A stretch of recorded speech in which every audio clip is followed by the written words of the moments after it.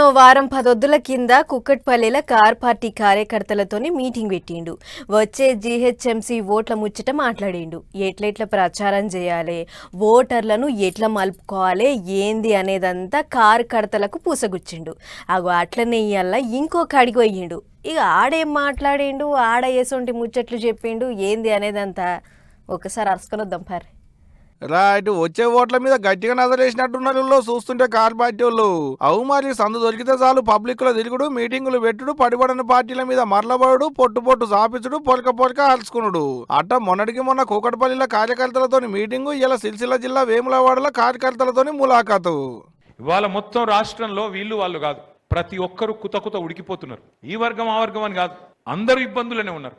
ఎట్లా ఈ ప్రభుత్వం మోసం చేస్తున్నది, ఆ అభయహస్తం అనే పేరు మీద ఇచ్చిన మేనిఫెస్టో ఏదైతున్నదో అది ఈ శతాబ్దపు అతి పెద్ద మోసం. అది ఒకటి కాదు, రెండు కాదు, 420 హామీలిచ్చి అందరినీ బురిడి కొట్టించి మొత్తానికి గద్దెనెక్కిండు. సిరిసిల్ల జిల్లా వేములవాడ నియోజకవర్గంలో డిజిటల్ సభ్యత నమోదు కార్యం ఒకటి పెడితే ఆ కార్యానికి పెద్ద సుట్టం లెక్కన పోయిండు రామన్న. 10 ఏళ్లు రాష్ట్రంలో ఏలుబడిలున్న కార్ పార్టీలే రాష్ట్రాన్ని ఆగం చేసిళ్ళు, అప్పులపాలు చేసిళ్ళు, అన్ని కోట్లు అప్పు చేసిళ్ళు, ఇన్ని కోట్లు అప్పు చేసిళ్ళు అని కార్ పార్టీ వాళ్ళను అడుగుతుంటారు కదా కాంగ్రెస్ వాళ్ళు. ఆగొక్క అప్పులు ఎందుకైనా తెచ్చిన అప్పులతో కార్ పార్టీ వాళ్ళు ఏమేం చేసిళ్ళు అనేటి అన్ని లెక్కలు చెప్పుకొచ్చిండు రామన్న. కేసీఆర్ అప్పు చేసిండు, 1000 గురుకుల పాఠశాలలు పెట్టిండు. కేసీఆర్ అప్పు చేసిండు, కాళేశ్వరం లాంటి ప్రాజెక్టు కట్టిండు, కరీంనగర్ కరువు తీర్చిండు, మా సిరిసిల్ల వేములవాడకు నీళ్లు తెచ్చిండు, గోదావరి నీళ్లు తెచ్చిండు. నువ్వేం చేసినావు మరి? 2.5 ఏళ్ళ 4 లక్షల కోట్ల అప్పు చేసినావు. నువ్వు చేసిన ఒక మంచి పని చెప్పు. 4000 పెన్షన్ ఇచ్చినవా? అది ఇన్నరా, కార్ పార్టీ వాళ్ళు చేసిన అప్పులకు లెక్కలున్నాయి కానీ కాంగ్రెస్ వాళ్ళు చేసిన అప్పులకు లెక్కలు లేవు అనేది రామన్న అంటున్న మాట. అంత మంచిగానే ఉన్నది కానీ మీరు కట్టిన కాళేశ్వరం గుంగిపాయే, పిల్లర్లకు నెల్లెలు భాష, కాళేశ్వరం నీళ్లు పంటలకు అక్కెలకు రాకపోయే కదా సారు అనేది కాంగ్రెస్ వాళ్ళు అంటున్న మాట. ఏమో తీయాలి మనకెందుకు కదంతా గానీ ఇంకేమన్నాడో ఈయనలే. మీనాక్షి నటరాజన్ గారు సిన్సియర్ లీడర్, ఆమె పాపం ఆమెకి ఇక్కడ ఇన్ఛార్జ్ ఉంటే రేవంత్ రెడ్డితో ఏదో మొత్తానికి ఏదో పంచాయతీ పడ్డది. గరీబోల ఇండ్లు గుల్లగొట్టక మంచి పద్ధతి కాదు, మూసీ పేరు మీద హైడ్రా పేరు మీద నాశనం చేస్తున్నావు, పార్టీకి చెడ్డ పేరు వస్తున్నది, నువ్వు చెయ్యకు అని చెప్పిందట. పగబట్టి ఏం చేసిండు? మోక కోసం చూసిండు, ఆయనతో బీజేపీలకు ఉప్పందించిండు.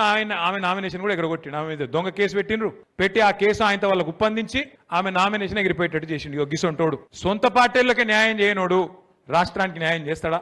అంటే ఆమెను పెద్దల సభకు పోకుండా ఆగబట్టింది, ఆమెకిడ కేసుందనేటి ముచ్చట పువ్వు పార్టీలో కెలకయ్యేటట్టు చేసింది సీఎం సారే అంటావు, అంతేనా రామన్న?